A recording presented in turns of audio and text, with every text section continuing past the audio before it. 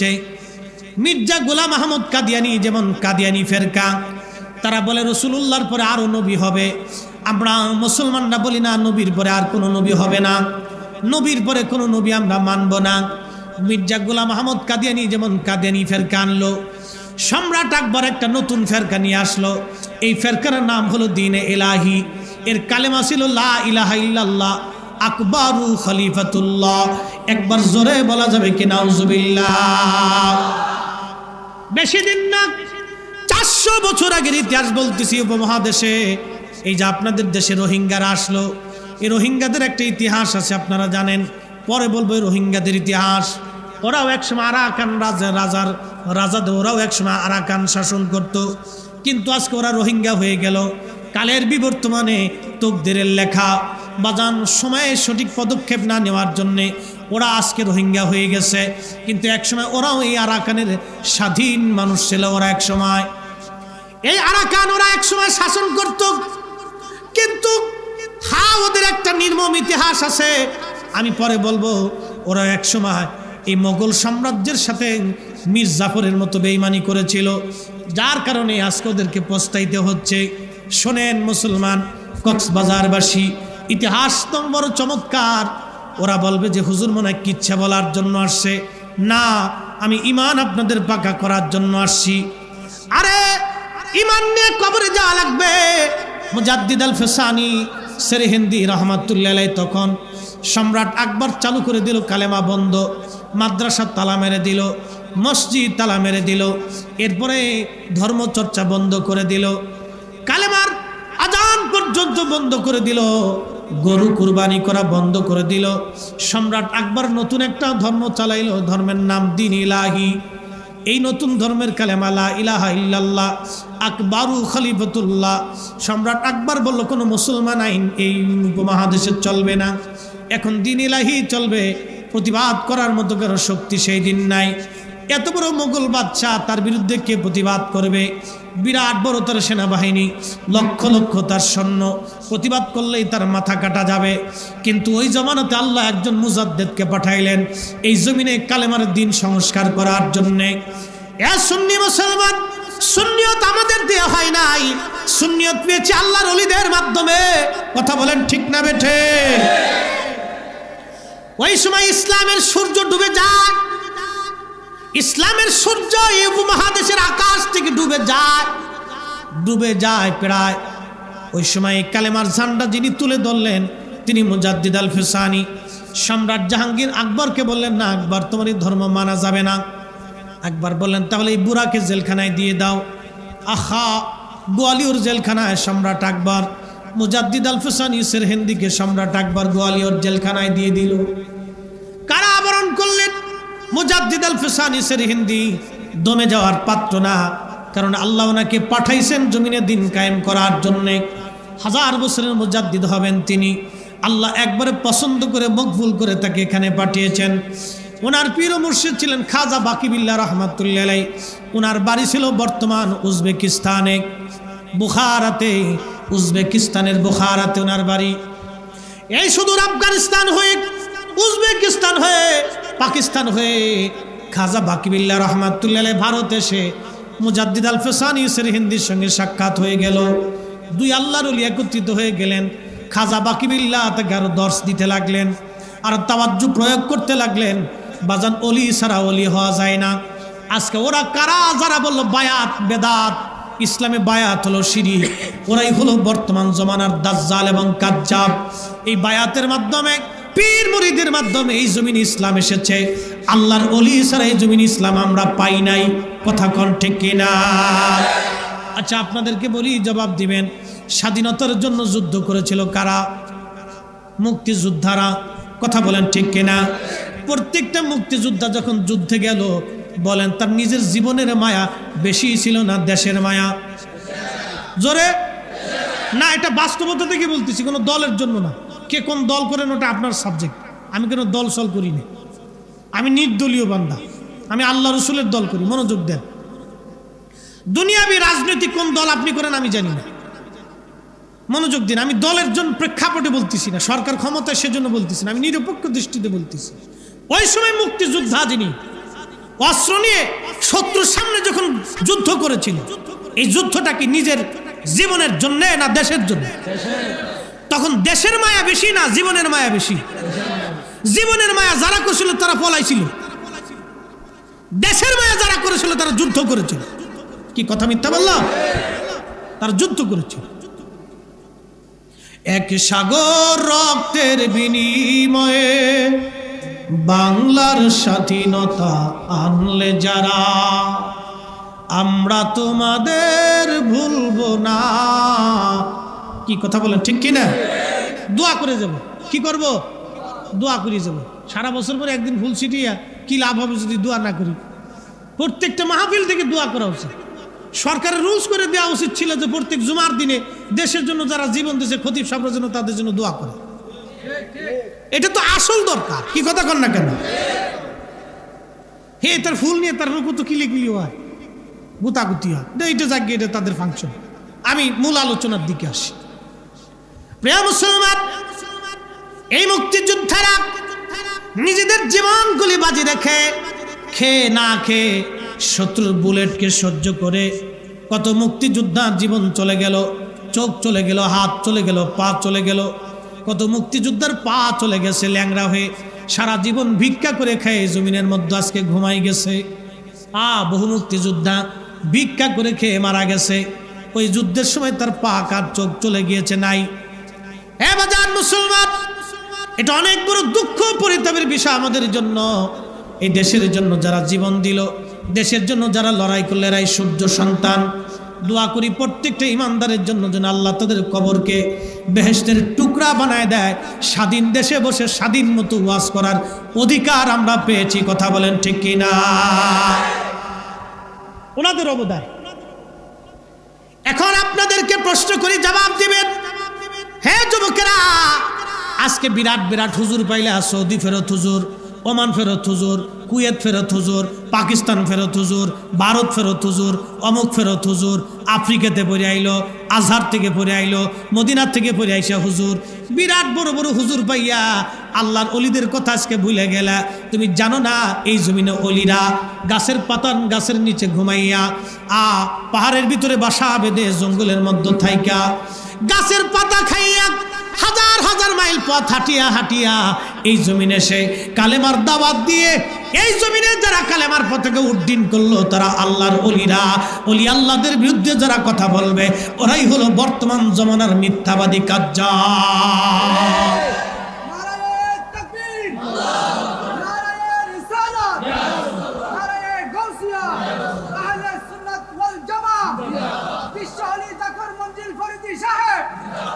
মুহতারাম উপস্থিতি, আমার দিকে তাকাবেন। কথা কি আমি খারাপ বলছি? রং বলেছি? আজকে আপনারা মঞ্চ তৈরি করেছেন, আমরা ওয়াজ করে যাচ্ছি। এই মঞ্চ তৈরি ছিল না।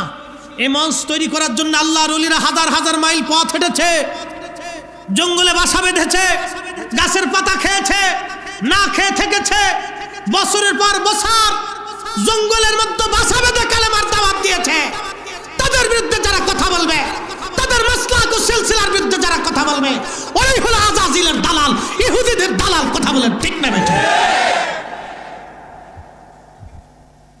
দেশে কাজ যাবার ভণ্ডর বেদিনে ভরে গেছে, অকৃতজ্ঞ নিমক হারামে দেশ ভরে গেছে।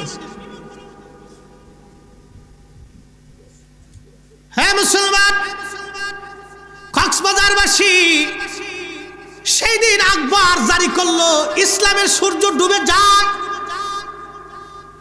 ইসলামের সূর্য ডুবে যায়। ওই সময় যদি মুজাদ্দিদ আল ফেসানি না আসতেন, এই উপমহাদেশের মধ্যে কালেমা কি জিনিস মুসলমান জানতো না। এই অবস্থা হয়ে গেল। কুরবানি বন্ধ, মসজিদে তালা, মাদ্রাসায় আজান নামাজ বন্ধ, কোরআন শিক্ষা বন্ধ, হাদিসের শিক্ষা বন্ধ, মসজিদে আজান পর্যন্ত বন্ধ করে দেওয়া হলো। এই ভারতীয় উপমহাদেশে কোনো মসজিদে আজান দেওয়া হয় না। মসজিদে আজান দেওয়া পর্যন্ত বন্ধ হয়ে গেল। সম্রাট আকবর রুল জারি করলো, কোনো মসজিদে আজান হবে না। দিনের ঝান্ডা নিয়ে আল্লাহর একজন ওলি মুজাদ্দিদ আল ফেসানি, হে যুবকেরা, তোমরা এই মহান বীরের ইতিহাস জানো না? ও বাংলার মুসলমান, তোমরা আজকে ওই কোথার থেকে সৌদি আরব থেকে ফিরে আইসে বললো বেদাত, তুমি বেদাত মাইনে নিছো। ও আইসে বললো এটা শিরিক, তুমি মাইনে নিলা। ও আইসে বললো করা যাবে না, আর তুমি মেনে নিলাম। ইসলাম যারা আনছে তাদের দেওয়া ইসলাম আমরা মেনে চলবো। কথা বলেন ঠিক কিনা? কষ্ট হচ্ছে? চলবে? তাহলে একসাথে জোরে বলেন তো আল্লাহু আকবার। আপনাদের আকাঙ্ক্ষায় আমি চালাবো, কারণ এই প্রচন্ড গরম যদিও, তারপরে বসে কথাগুলি শোনাটা জরুরি। ইমান তো দামি জিনিস। সম্রাট আকবর কোটি কোটি মুসলমানের ইমান মুহূর্তের ভিতরে শেষ করে দেওয়ার জন্য অস্ত্র চালিয়ে দিল। সম্রাট আকবর যখন অস্ত্র চালাইলো, তো ইমান তো দামি জিনিস। আল্লাহ কোরআনে বলেন ওয়াতাসওয়াদু উজু, কবরে হাসরে নাজাতের কোনো রাস্তা, এই জোরে বলেন রাস্তা নাই।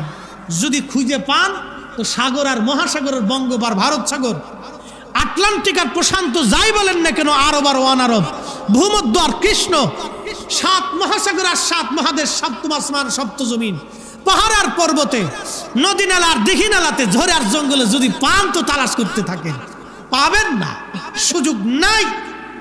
আকাইদে আহলে সুন্নাত ওয়াল জামাতে মুজাদ্দিদ আল ফেসানি কত বড় ওলি হয়েছিলেন আপনাকে শোনাচ্ছি। ইসলাম বিদায় নিয়ে যায়, সূর্য লালিমা হয়ে গেছে, ডুবে যায়।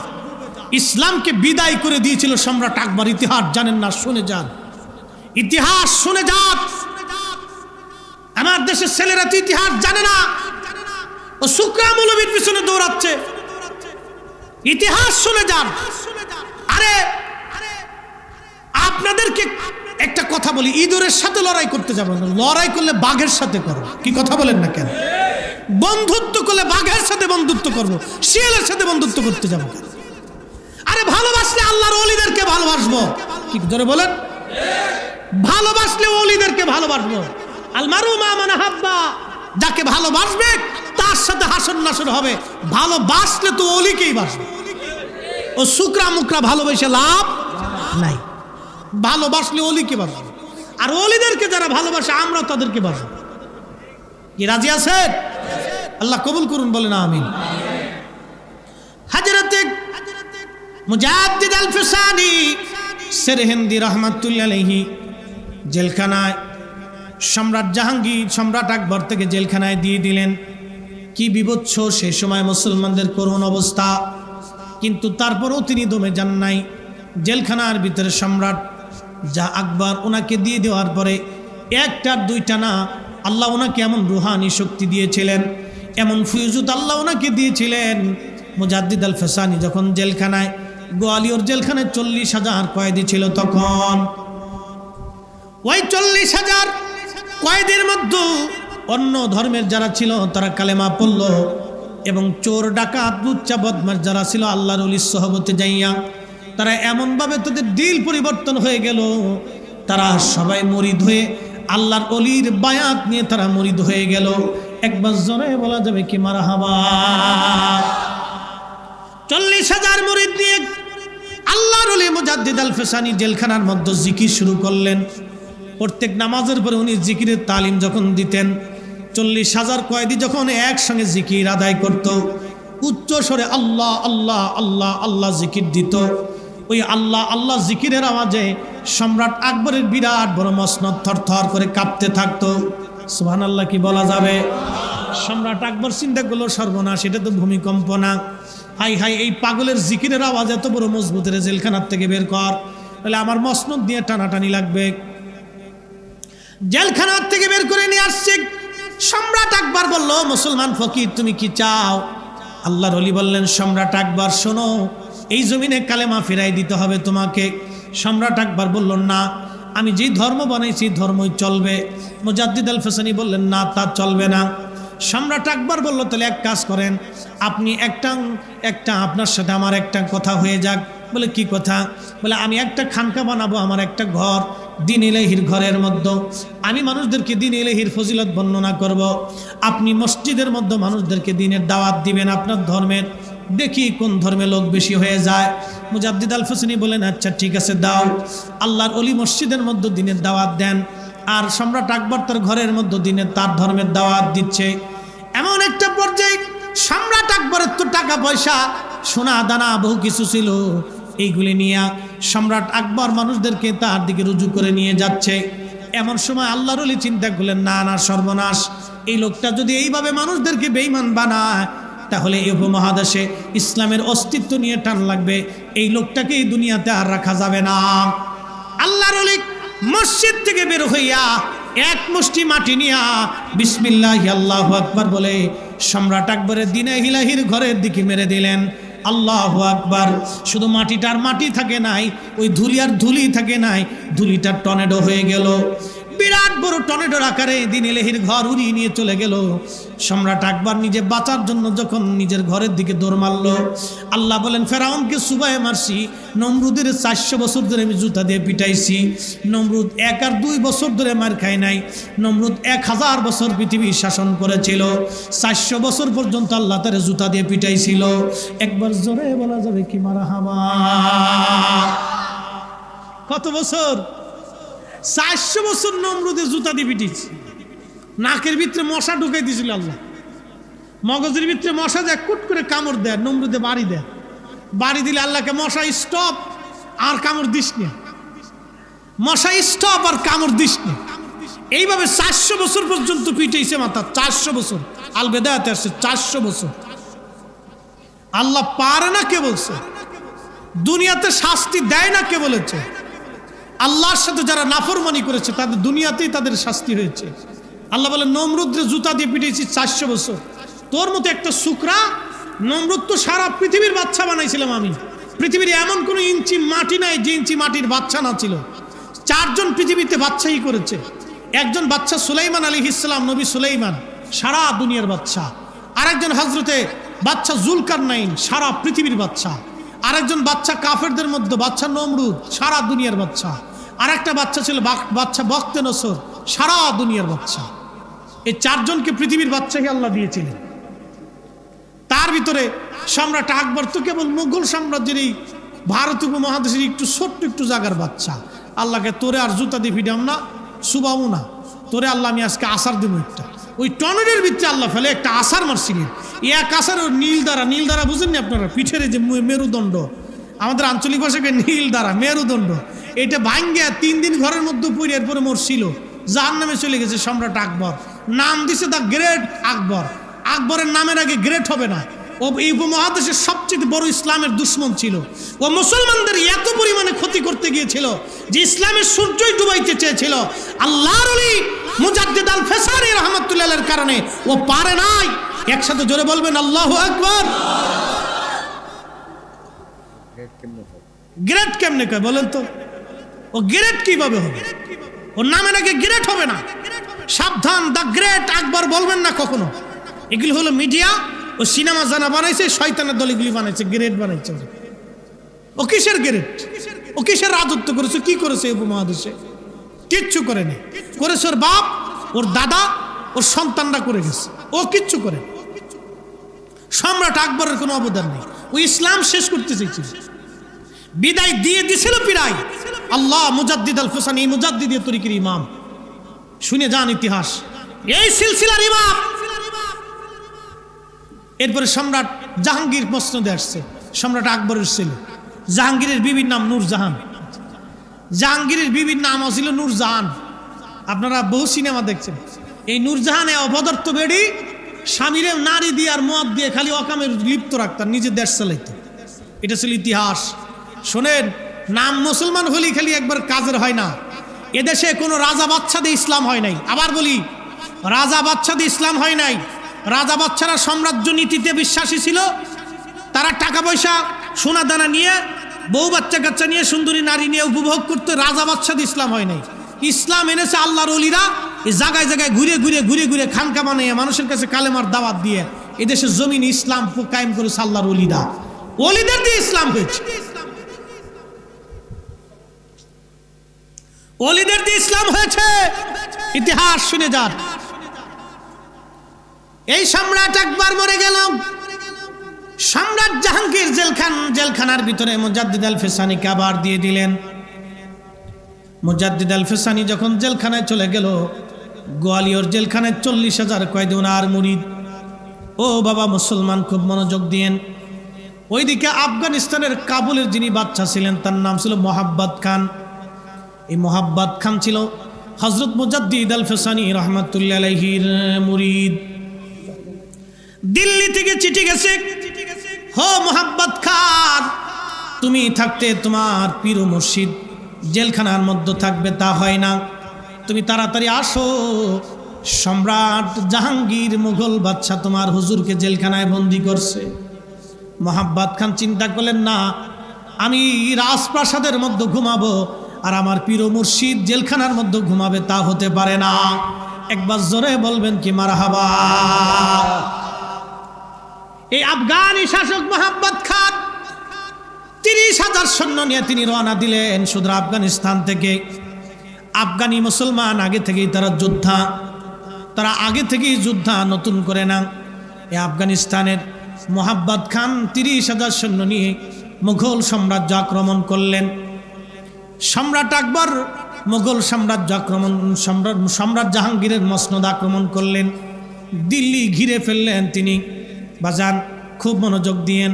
সম্রাট জাহাঙ্গীর চিন্তা করলো, এই একটা মুসলমান ফকির, একে মেরে ফেলে দেওয়া লাগবে, একে না মারলে ঝামেলা চুকবে না, একে মেরে ফেলে দাও জেলখানার ভিতরে। উজির ডাক দিয়ে বলল, বাচ্চা মারবই তো, একটু কলা করে মারি। বলে কলা কি? বলে জঙ্গল থেকে একটা সিংহ ধরে নিয়ে আসি, এনে কি করবি? সিংহটাকে না খাওয়ায় রাখবো, তারপর আমরা আল্লাহর ওলি মুজাদ্দিদ আল ফেসানিকে সিংহের খাসার ভিতরে দিয়ে দিব। সিংহ এই বুড়াটাকে চিরে চিরে খেয়ে ফেলে দিবে, সে চিৎকার মেরে কাঁদবে আর আমরা সেটা দেখে আনন্দ করব। সম্রাট জাহাঙ্গীর জানে না আল্লাহর ওলিদের দর আল্লাহর আরশ পর্যন্ত। কথা কোন ঠিক কিনা?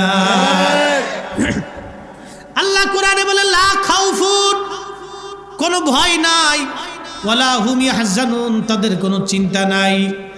আল্লাযীনা আমানু ওয়া কানু ইয়াত্তাকুন, যারা ঈমান আনছে এবং তাকওয়া অবলম্বন করেছে, ওলি হয়েছে। আল্লাহ বলেন, লাহুমুল বুশরা ফিল হায়াতিদ দুনিয়া, দুনিয়ার জন্য তাদের উপর সুসংবাদ। দুনিয়াতেও আল্লাহ তাদের কোনো চিন্তা রাখেন নাই, পেরেশানি আমার আল্লাহ দেন নাই। কক্সবাজারের মুসলমান হযরতে মুজাদ্দিদ আল ফেসানি সেরহিন্দি রহমাতুল্লাহ আলাইহি যখন সম্রাট জাহাঙ্গীর বিরাট বড় একটা সিংহ ধরে নিয়ে আসছে, প্রায় 15 দিন 1 মাস পর্যন্ত এটাকে ক্ষুধার্ত রাখছে, খাবার দেয় নাই, প্রচণ্ড ক্ষুধায় সিংহটা পাগল পারা হয়ে গেছে। এরপরে সিংহের খাসার ভিতরে আল্লাহর ওলি মুজাদ্দিদ আল ফেসানি সেরহিন্দিকে ধরে নিয়ে সম্রাট জাহাঙ্গীরের সৈন্যরা যখন আল্লাহর ওলিকে খাসার মধ্যে ঢুকাই দিল। মনোযোগ দেন যুবক, ওলি কাকে বলে? ওলি, ওলি আমরা কেন তাদের সিলসিলার ভিতরে থাকবো? ওলি কাকে বলে দেখেন, সিংহের খাসার ভিতরে তাকে দিয়ে দেওয়া হলো। সিংহ আল্লাহর ওলিকে যখন দেখছে, দেখার সাথে সাথে আপনার বাড়ির কুকুর, পালিত কুকুর যেমন ল্যাজটা গুটাইয়া আপনার সামনে এসে বারবার আপনার চারপাশে ঘুরে আর অনুনয় বিনয় করে, আল্লাহর ওলিকে দেখার সাথে সাথে 1 মাসের ক্ষুধার্ত একটা সিংহ, হিংস্র প্রাণী, কথা ছিল আল্লাহর ওলিকে খেয়ে ফেলবে, কিন্তু না না না, খাই নাই, বরং ল্যাজটা গুটাইয়া মাথাটা নিচু করে আল্লাহর ওলির কদমের সামনে এসে সিংহ পড়ে গেল। না হয় নাই? আরো জোরে সুবহানাল্লাহ, আরো জোরে। আমারে যদি ছাইড়ে দেন চিড়িয়াখানার ভিতরে, সিংহের খাসার ভিতরে, সিংহ কবে, মামু বহুদিন পরে তোমারে পাইলাম আজকে। কি কথা করেন? আমি যে বিরাট বড় বক্তা ফরিদ সাহেব, সিংহ আমারে চিনবে না। আরে সিংহের কথা বাদ দিলাম, দেশের কুত্তাও তো আমারে চিনবার চায় না। আপনার বাড়ির কুকুর, আপনার গোলাম, আপনার বাড়িতে যাওয়ার পরে কুত্তায় আমারে তাড়াইতে চায়। কি কথা কন না কেন? ঠিক কিনা? কারণ কুত্তা জানে না আমি ফরিদি সাহেব, না বক্তা সাহেব, না মুফতি সাহেব, না হুজুর সাহেব, না ইমাম সাহেব, কুত্তাই চিনে না।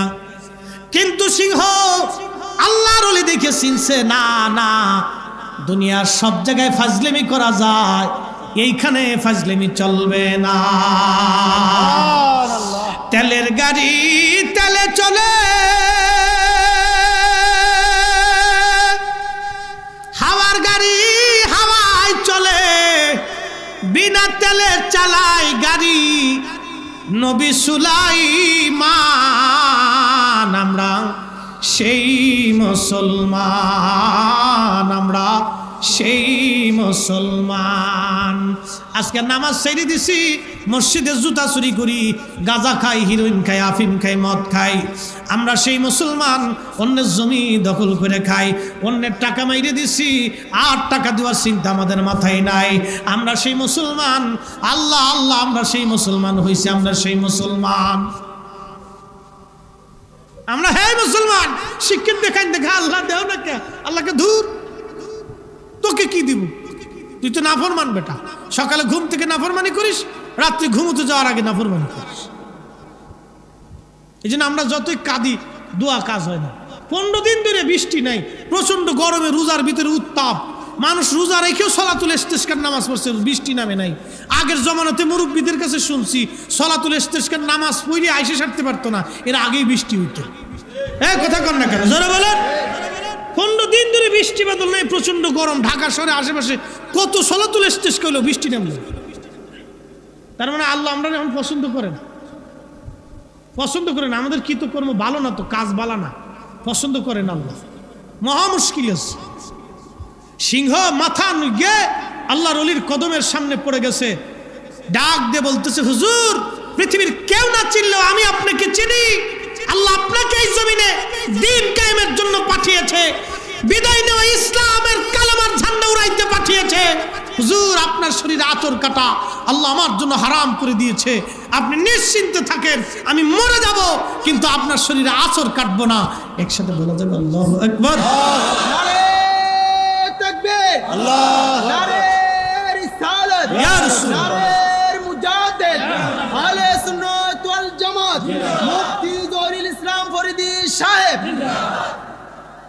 বুঝতে কষ্ট হয়, ইসলাম চলে গেছিল উপমহাদেশে, মুসলমান কিটি তো বুঝতেন। আবার বড় বড় ঢেক ছাড়ে, স্টেজে উঠলে মনে হয় যে স্টেজ গরম করে ফেলাইতেছে, একবার গুজে কিমড়িতে খালি কামড়া উঠেই বেদাত। কোন পীরের কাছে যাবেন না, কোন তরিকা টরিকা নেই, সব এগুলো ভণ্ডামি, ভাওতা, মিথ্যা কথা, কিচ্ছে কাহিনী, কল্প কাহিনী। বাস এসে হুজুর মেরে দিয়েছে, আমার দেশের ছেলে চিৎকার দিয়ে বলে, হুজুর ঠিক পেয়েছে। পিছনে হাতায় দেখ বেটা, ইসলাম যাদেরকে দিয়ে পেয়েছি তাদের অবদান অস্বীকার করার কোনো সুযোগই নাই। কথা বলেন ঠিক কিনা? যারা অস্বীকার করবো নাফরমান, অকৃতজ্ঞ। কি কথা বলেন না কেন? অকৃতজ্ঞ, নাফরমান। আল্লাহু আকবার। সিংহ মাথা নত করে পড়ে গেল। মুজাদ্দিদ আল ফিসানি সিরহিন্দি রাহমাতুল্লাহ আলাইহি ওইখানেই নামাজে দাঁড়াই গেলেন। কিসে দাঁড়াইলেন? নামাজে। আল্লাহ কোরআনে ওয়াজ করেন, ইয়া আইয়ুহাল্লাযীনা আমানুস্তাঈনু বিস-সাবরি ওয়াস-সালাহ। আল্লাহু আকবার। কার কালাম? আল্লাহ। সন্দেহ, ভুল টুল, অসুবিধা টসুবিধা, পরিবর্তন পরিবর্ধন, সংযোজন বিয়োজন,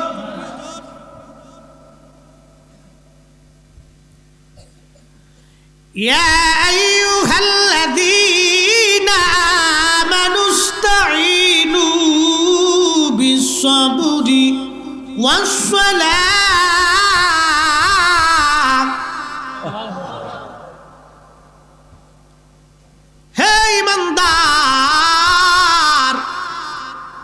আল্লাহ বলে, হে ইমানদার,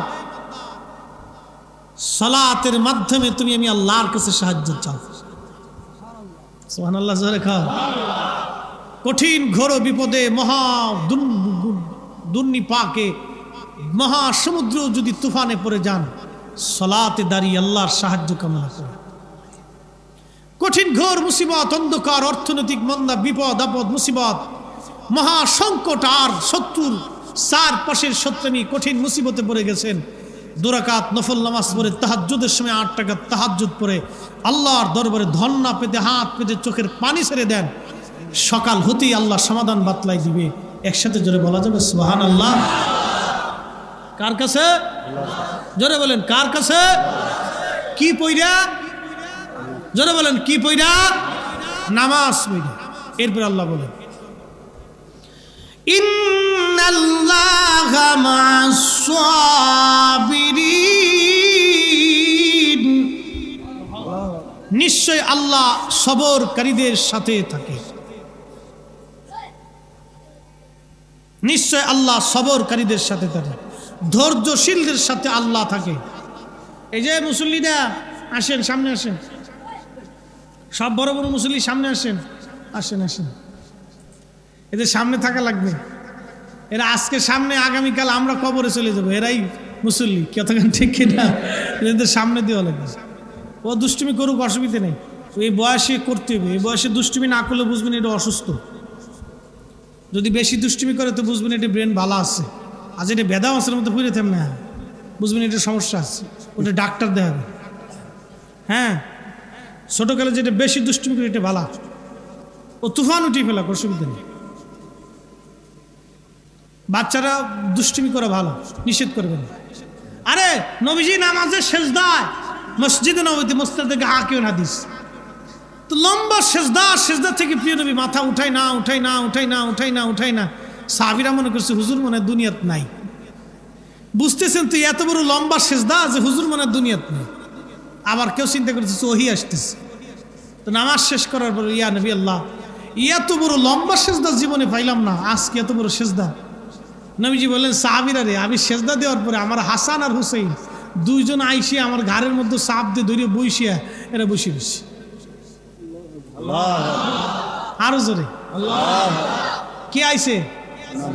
জোরে কর, আরো জোরে। ওনাদেরকে কি শয়তানে নিয়ে আইছে? হ্যাঁ, ওনারা আইছে কার উপরে? রাহমাতুল লিল আলামিনের ঘাড় মোবারকের উপরে, মসজিদে নববীতে নবী ইমাম গাড়ির উপরে ইউসুফ সব বইয়ে গাড় ধরে চুল ধরে বসে দিচ্ছে। নাতির কাছে নানার কোনো প্রেসিডেন্টের দাম আছে? প্রেসিডেন্ট নানা প্রেসিডেন্ট হলি তাতে কি? আমাদের প্রধানমন্ত্রীর কোলের ভিতরে নাতি যদি মুইতে দেয়, প্রধানমন্ত্রী কিছু করার আছে? প্রধানমন্ত্রী সে গুণেই না, নাতির কাছে কোনো মন্ত্রী যন্ত্রী নেই। তো খুব মনোযোগ দেন, দুইজনের কাছে এর কোনো মন্ত্রিত্ব নাই। একটা হলো ঘরের বিড়াল আর একটা হলো নাতি হুতি। কি কথা কর না, ঘরে যে বিলাই পালে দেখবেন প্রধানমন্ত্রী হলেও তার কোলের ভিতরে যে ঘুমাই থাকে। প্রধানমন্ত্রীও যদি হয় তো ওই কোলের ভিতরে, তার কোলের ভিতরে যে বিলাই যায় ঘুমাই থাকে। আর নাতিপুতিরা এরাই প্রধানমন্ত্রী টন্ত্রী চিনে না, ও এসে লাভ দিয়ে ঘরের মধ্যে উঠবো, বুঝতে দিব না, কোলের ভিতরে যাইতে ধরবো, বাস। ও প্রধানমন্ত্রীও চিনে না, রাষ্ট্রপতিও চিনে না। তো নানা তো রাহমাতুল লিল আলামিন, নাতি তো আইসে দুইজনে ঘাড়ের মধ্যে চাপ দিয়ে বসে দিচ্ছে। আর প্রিয় নবীজি সেজদা থেকে আর ওঠে না, উঠলে এরা পড়ে যাবে, ব্যথা পাবে।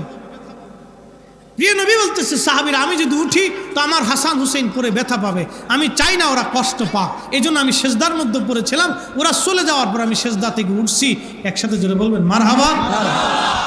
বাচ্চারা দুষ্টুমি করুক, অসুবিধা নেই, ও আসতে হবে। অনেক বাচ্চারা মসজিদে গেলে অনেক মুতল্লি ধমক দেখায়, হাট তুই চুটকা, তোর বাপ নামাজ আহে না, তুই চুটকা। কি কথা কর না, ধমক একটা দিছে, ওই বাচ্চা দৌড়ে এসে কয় বুড়া না মরা পর্যন্ত মসজিদ যাইতাম না, ও আর মসজিদে ঢুকে না। এক ধমক দিছি, শেষ। বাচ্চা ধমক দেওয়া যাবে না, বাচ্চা ধমক দেওয়া যাবে না, বাচ্চারা ধমক দেওয়া যাবে না। ওদের আদর মদর করে দুষ্টুমি করবে, বসে বসে সিস্টেম করে নিতে হইব আর কি। আল্লাহ আমাদের বাচ্চাদেরকে আগামী দিনের জন্য কবুল করুন, বলেন আমিন।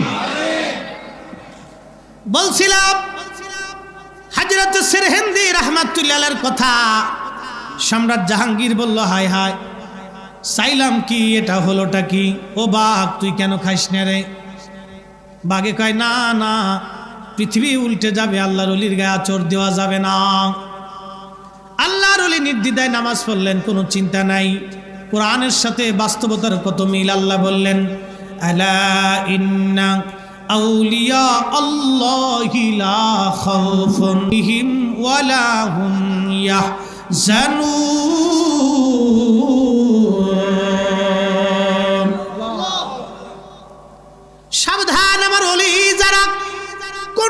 চিন্তা নাই, ভয় নাই তাদের।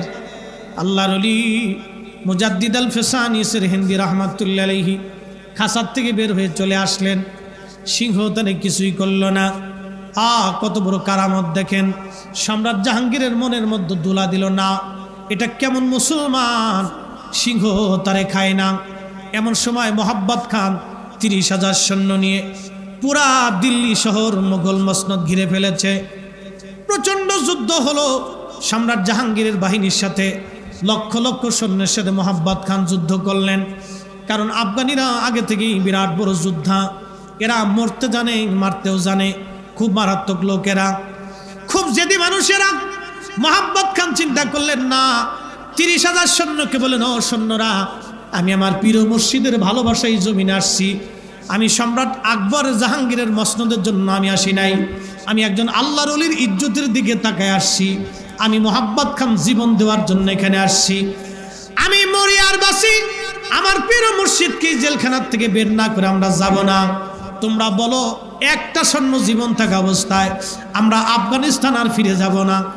এমন পরিমাণে যুদ্ধ হলো, লক্ষ লক্ষ সৈন্যরা পরাজিত হয়ে গেল। মোহাব্বত খান সম্রাট জাহাঙ্গীরকে শিকল দিয়ে বেঁধে, রাজ দরবারের শিকল দিয়ে বেঁধে সম্রাট জাহাঙ্গীরকে মসনদে বেঁধে রাখলেন, নূরজাহানরে বেঁধে রাখলেন। ওই জেলখানার দরওয়াজা খুলে ডাকতেছে, হুজুর আপনি আসেন, আমি আপনার মুরিদ মোহাব্বত খান, আমি এসে গেছি। সম্রাট জাহাঙ্গীরের মসনদে কালেমার পতাকা আমি উড়িয়ে দিয়েছি। জাহাঙ্গীরের মসনদ পরাজিত হয়েছে, মোগল বাদশা জাহাঙ্গীরকে পদানত করেছি, তাকে শিকল দিয়ে বেঁধে রাজ দরবারের সিংহাসনের সামনে বেঁধে রাখছি। হুজুর আপনি যা ফয়সালা দিবেন আমি জাহাঙ্গীরের ব্যাপারে সেই ফয়সালা নিব। আপনি আসেন, আর আপনি জেলখানায় থাকবেন না। আল্লাহর ওলি জেলখানার দরজার সামনে এসে বললেন, মোহাব্বত খান, তোমাকে এই জমিন আক্রমণ করার অনুমতি কে দিয়েছে? আমি কি তোমাকে হুকুম দিয়েছি? মোহাব্বত খান বলেন, হুজুর আমাকে মাফ করে দিবেন, ক্ষমা করে দিবেন। আপনি জেলখানায় আমি সহ্য করতে পারি নাই, আপনি আমার পীর, আমি আপনার মুরিদ। মুরিদ রাজ দরবারে প্রাসাদের মধ্যে ঘুমাবে, আমার পীর জেলখানায় থাকবে না। হুজুর আমি সহ্য করতে পারি নাই, এই জন্য আমি চলে আসছি। হুজুর আমাকে মাফ করে দেন, আমি আপনার অনুমতি নেওয়ার সময় পাই নাই, এই সুযোগ আমার হয় নাই, আমাকে কষ্ট দিবেন না। বললেন, তাহলে তুমি সম্রাট জাহাঙ্গীরকে কোথায় বাঁধছ? বলে মসনদের সামনে বেঁধে রাখছি। আল্লাহর ওলি হেঁটে হেঁটে মসনদের সামনে গেলেন। মসনদের সামনে যাইয়া মোহাব্বত খানকে বলেন, বাবা মোহাব্বত খান, ওই নূরজাহান নারীকে ঘরের ভিতরে অন্দরমহলে পাঠান, বেগানা নারী আমার সামনে রাখবেন না। নূরজাহানকে ভিতরে পাঠিয়ে দেওয়া হলো। আল্লাহু আকবার, খুব মনোযোগ দিয়েন। আল্লাহর ওলি মোহাব্বত খানকে বলেন, বাবা তুমি আমার মুরিদ। হুজুর জি, আমি যা বলবো তুমি কি তাই মানবে? হ্যাঁ হুজুর অবশ্যই, আপনার হুকুম আমার জন্য শিরোধার্য, আপনি বলেন। বাবা এই মুহূর্তে তোমার সেনাবাহিনী নিয়ে তুমি আফগানিস্তান ফিরে চলে যাবা। সম্রাট জাহাঙ্গীরকে বলেন, জাহাঙ্গীর আমি আল্লাহর পথের একজন পথিক, আমি আল্লাহর পথের একজন ফকির, তোমার মসনদের জন্য আমি দুনিয়াতে আসি নাই, তোমার মসনদ তোমাকে আমি ফেরত দিয়ে দিলাম, যাও, এই মসনদ আমার প্রয়োজন নাই। সম্রাট জাহাঙ্গীর শুনে রাখো, যেই দিন আল্লাহর আসমান থেকে আমার জন্য হুকুম আসবে, আমি আবার জেলখানার থেকে বের হয়ে যাব, এই জমিনে কালেমার পতাকা আবার উড়বে। আমি জেলখানায় চলে গেলাম। মোহাব্বত খান আপনি আপনার সেনাবাহিনী নিয়ে আপনি আফগানিস্তানে আবার ফেরত চলে যান। পীরের হুকুম মাথায় নিয়ে বিরাট এত বড় মসনদ, আপনি জানেন মোগল সাম্রাজ্য এটা চারটিখানি কথা না। এত বড় সাম্রাজ্য পাওয়ার পরও মোহাব্বত খান তার সেনাবাহিনী নিয়ে তিনি চলে গেলেন আফগানিস্তান। আল্লাহর ওলি চলে গেলেন জেলখানায়। রাত্রিবেলা সম্রাট জাহাঙ্গীর চিন্তা করতেছিল, হায় হায়, এত বড় মসনদ পৃথিবীতে পাওয়ার পরও মানুষ ছেড়ে দেয়, এটা সাধারণ কোনো মানুষ না, নিশ্চয় উনি আল্লাহর একজন পেয়ারা মানুষ, নিশ্চয় উনি একজন ভালো মানুষ, আল্লাহওয়ালা মানুষ। না না না, এইভাবে হয় না। এই চিন্তা করে করে রাত্রিবেলা ঘুমাই পড়েছে। স্বপ্নের ভিতরে দেখে রহমতের আলা নবী হাবিবুল্লাহ নবী রাহমাতুল লিল আলামিন শাফিউল মুজনিবিন সাইয়্যিদুল মুরসালিন ইমামুল মুরসালিন নূরুল আলা নূর নবীজি ওই যে সুদূর মদিনাতুল মুনাওয়ারা থেকে সম্রাট জাহাঙ্গীরের নিজের রুমের ভিতরে সে নবীজি একটা ধমক দিয়ে বলে, জাহাঙ্গীর এখনো কি সময় হয় নাই? আমার মুজাদ্দিদ বন্ধুকে জেলখানার থেকে বের করো নাই, তাড়াতাড়ি যাও আমার মুজাদ্দিদকে জেলখানার থেকে বের করে নিয়ে আসো। একবার আওয়াজ তুলে বলা যাবে কি ইয়া রাসূলুল্লাহ? বলেন নবী আসে না নাই? ধরে বলেন আসে না নাই? নবীর ক্ষমতা আসে না নাই? আরে মুজাদ্দিদ আল হোসেনি জেলখানায় রহমতের নবী চলে আসছে। হ্যাঁ জাহাঙ্গীর বের করো এখনই। নবীর ধমক তো বুঝতেই পারছেন। সম্রাট জাহাঙ্গীর ঘুম থেকে উঠে গেলেন। ঘুম থেকে উঠার পরে ওনার সমস্ত শরীর প্রকম্পিত হতে লাগতেন, কাঁপতে লাগতেছে, ভয়ে ডরে থরথর করে কাঁপতেছে। উনি সহ্য করতে পারতেছিলেন না, ওই মুহূর্তেই দৌড় দিচ্ছে। গোয়ালিয়র জেলখানার সামনে এসে বললেন, হুজুর আপনি আসেন, আর জেলখানা আপনি থাকবেন না, এই জেলখানা আপনার জন্য না, আপনি বের হয়ে আসেন, দরজা খুলে দিয়েছি, যা বলবেন তাই মেনে নিব। আল্লাহর ওলি মুজাদ্দিদ আল ফিসানি বলেন, জাহাঙ্গীর তোমার জেলখানার লোভী আমি না, বলো জেলখানার থেকে বের হব, কিন্তু আমার শর্ত মেনে নিতে হবে। বলেন হুজুর কি শর্ত? প্রথম নাম্বার, কালেমা পড়ে দোহরে মুসলমান হতে হবে। বলে হুজুর তাও রাজি।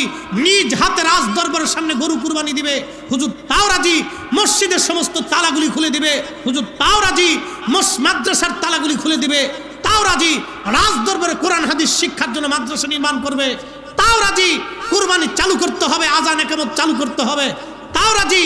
তোমার এই মসনদ ইসলামী হুকুমত চলবে। বলে হুজুর তাও রাজি। আমার জীবনটাই আপনাকে দিয়ে দিলাম, আপনার কদমে নেসার করে দিলাম, আপনি যা বলবেন আমি তাই রাজি। তাও আপনি জেলখানার থেকে চলে আসেন, এখানে আপনি থাকবেন না। একসাথে জোরে বলা যাবে আল্লাহু আকবার। কোনটা ওলি? ওলি শুকরা মৌলবী না বেটা, শুকরার প্রেমে পড়ছো না? শুকরা সৌদি আরব থেকে পড়ে এসে ফতোয়া দিয়ে দিল মিলাদুন নবী বেদাত। শুকরা এসে বলে দিল রসুল কিয়ামতের ময়দানে পেরেশান। ও শুকরা মৌলবীর পিছনে দৌড়াচ্ছ নাকি? পেটের ভিতরে বোম মারলে পায়খানা ছাড়া আর কিছু না, তার পিছনে দৌড়াও, কোনো লাভ নেই। বন্ধুত্ব করলে আল্লাহর ওলিদের সাথেই করতে হবে, যাদের সাথে করলে দুনিয়া আখিরাতে নাজাতের ফাসলা হবে, আমরা তাদেরকেই ভালোবাসবো। কথা বলেন ঠিক না বেঠিক? মুজাদ্দিদ আল ফিসানি মুজাদ্দিদ হয়েছে আকাইদে আহলে সুন্নাত ওয়াল জামাতের ভিতরে থেকে। ইমানের কথা বলতে বলতে এই পর্যন্ত আসছি। আহা, আমি মুজাদ্দিদ আল ফিসানির জীবন আপনাদেরকে শোনাইলাম কেবলমাত্র একটু পাঠ, আরো অনেক ঘটনা ওনার জীবনে আছে। বলতে গেলে রাতের পর রাত চলে যাবে, দিনের পর দিন চলে যাবে। বাপ, ওনাদের ইতিহাস আমাদের জানা দরকার। কি কথা কন না কেন? ওনাদের কথা শুনলে ভালো লাগে না? আসতে হয়ে গেল না? ভালো লাগে? ভালো যদি লাগে তাহলে বুঝবেন যে আল্লাহর ওলিদের প্রতি আপনার মহব্বত আছে। আর যদি না কিসে কাহিনী শোনার জন্য কি আইসি নাকি? কিসে কাহিনী শোনার জন্য আসেন না তো আল্লাহকে জিজ্ঞেস করেন, আল্লাহ এত বড় ঘটনা ঘটাইছো কেন? ওই সময় তো কোটি কোটি মুসলমান ছিল, কেউ তো সম্রাট আকবরের বিরুদ্ধে পারে নাই, জাহাঙ্গীরের বিরুদ্ধে পারে না, তো ওনাকে আল্লাহ দিল কেন? আপনার আল্লাহ কেন পাঠাইছেন? আপনার মৌলভী সাহেবরে কেন দিয়েছেন আল্লাহ? কন কেন দিলেন না? কিসছে না, এগুলো আল্লাহ নিজে ঘটাইয়া উম্মাকে শিক্ষা দিয়েছে। এ আমার বান্দারা, তোমরা তাদের পথে চলো, তাদের রাস্তায় চলো। ইহদিনাস সিরাতাল মুস্তাকিম সিরাতাল্লাযীনা আনআমতা আলাইহিম। কোরআন বলে চালাও সে পথে, যে পথে তোমার প্রিয়জন গেছেন চলি। আনআমাল্লাহু আলাইহিম মিনান নাবিয়্যিন ওয়াস সিদ্দিকিন ওয়াস শুহাদাই ওয়াস সালিহিন। কোরআন বলে আমি নিয়ামত দিয়েছি নবীদের উপরে, সিদ্দিকদের উপরে, শহীদদের উপরে, আমার ওলিদের উপরে।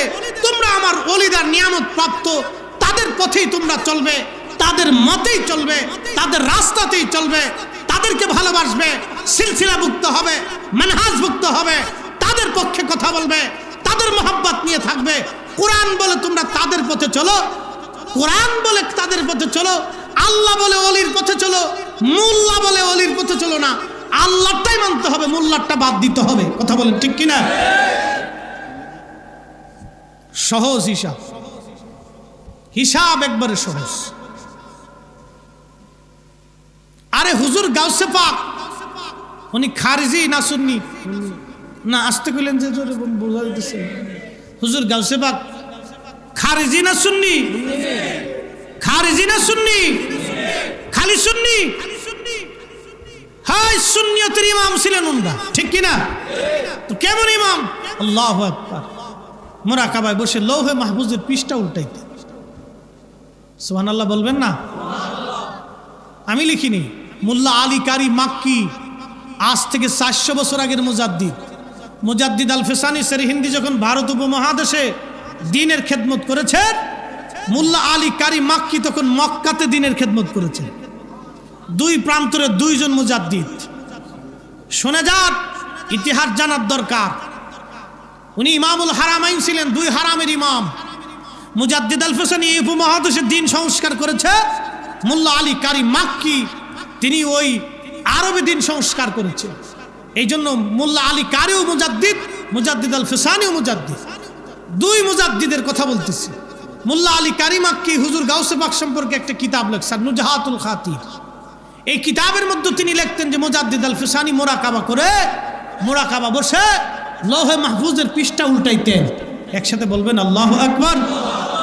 আচ্ছা, আপনাদেরকে বলি, মুজাদ্দিদ আল ফেসানি সেরহিন্দি যদি খাজা হুজুর গাউসে পাক যদি মুরাকাবা বসে লৌহে মাহফুজের পৃষ্ঠা দেখতে পান, রহমতুন নবী রহমাতুল লিল আলামিন রওজা শরীফ থেকে আজকের মাহফিল দেখেন না, আজ যেমনি করতেছেন মনে হয় যে দেখে না আর কি। জোরে জোরে কর, বিশ্বাস আছে? দলিলে না বিনা দলিলে? দলিল তো আছে, আমরা দলিল লাগতো না, আমরা বিনা দলিলই মানি। কি কথা কন না কেন? বিনা দলিলে আল্লাহ কয়জন? জোরে কন, বিনা দলিলে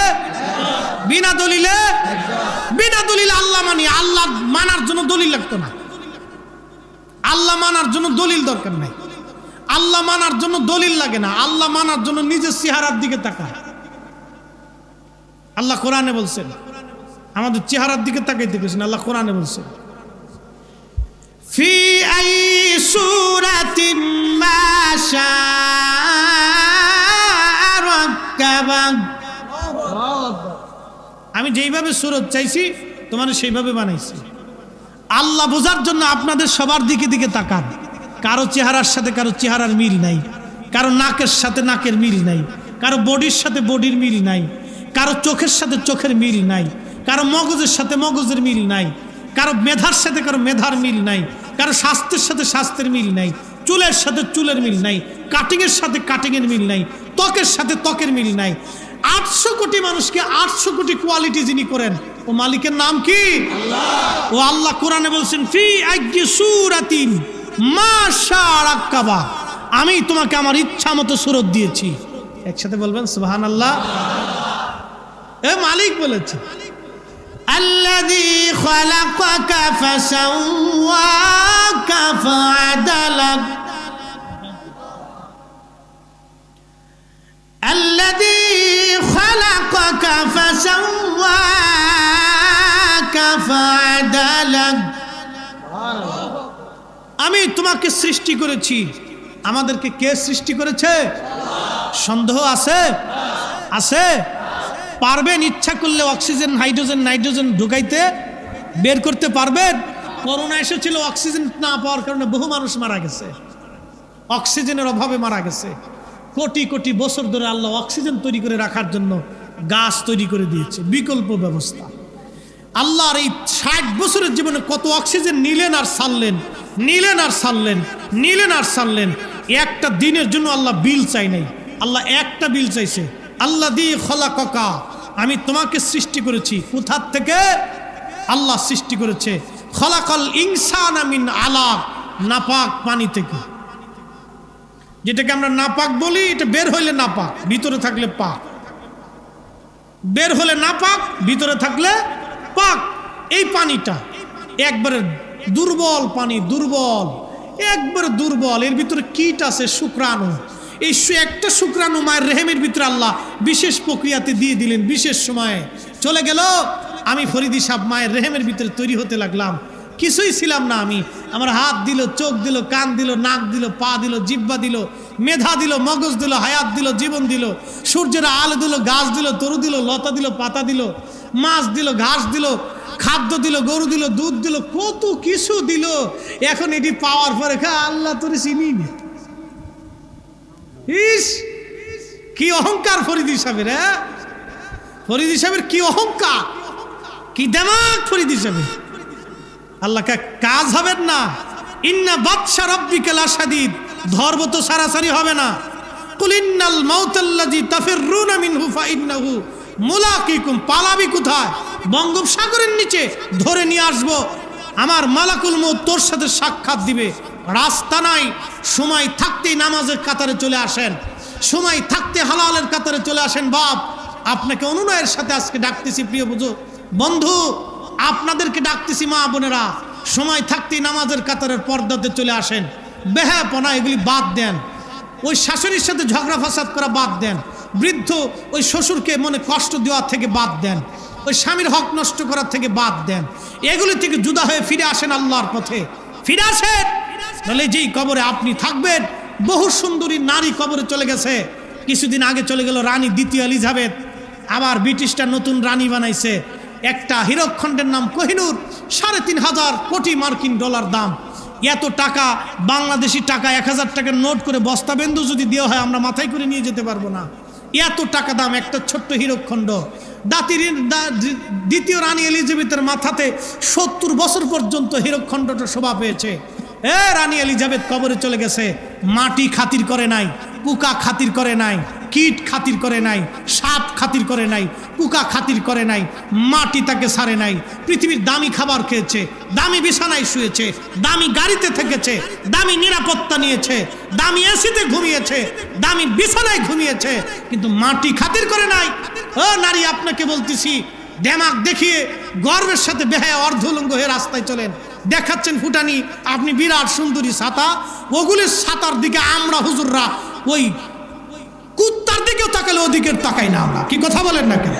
এগুলো আমরা ইমানদাররা ফিরেও তাকাই না, এগুলি ফিরেও তাকাই না। আপনার মতো বেহায়া নারী এসে যদি বলেন যে হুজুর বিয়ে করব, আপনাকে ৫০ কোটি টাকা দেব, জীবনেও না। কোটি টাকা দিলেও তোমরা আমাদের বিয়ে বউ হতে পারবে না, এটা মনে রাখো। এগুলি বেডিকের দিকে আমরা তাকানোর টাইম নাই।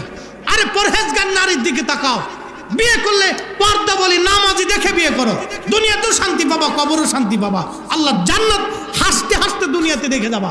কথা বলেন না কেন? না বুঝেন না? বুঝে তারপরে যা। সোলা কলার দাম কি আছে বাজারে? ওটা মাসি বউ বউ করে কি দাম আছে বলুন তো? জান্নাতে আল্লাহ পাক এমন হুর আপনাকে, এমন স্ত্রী আপনাকে দিবে, যে স্ত্রীরা পৃথিবীতে থুতু ফেলাবে, সারা পৃথিবীর সুগন্ধে সরে যাবে। তাদের থুতুই যদি এত সুন্দর হয়, তো তাদের শরীরটা কত সুন্দর। সুবহানাল্লাহ কি আসতে না হয় না? আরো জোরে।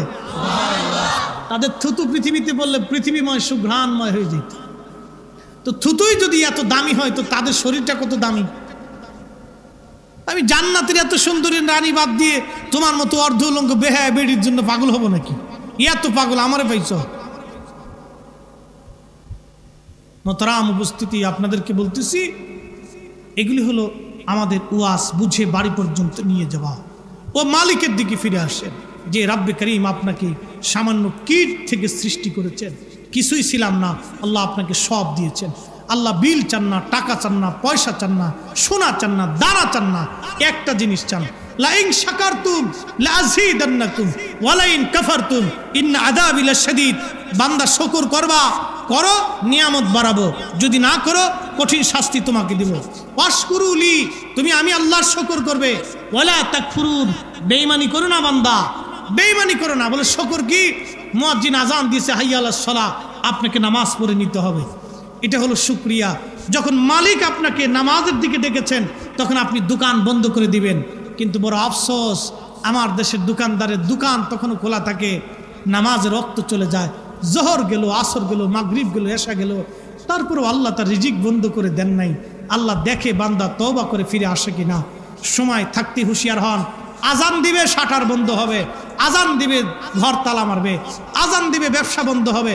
আগে নামাজ, পরে বাকি কাজ। আল্লাহ তৌফিক দিক, সকলে বলে না আমিন। এসেছেন যত নবী সকলের ইমাম, সালাম নবী তোমায় হাজারো সালাম, ইয়া নবী সালাম।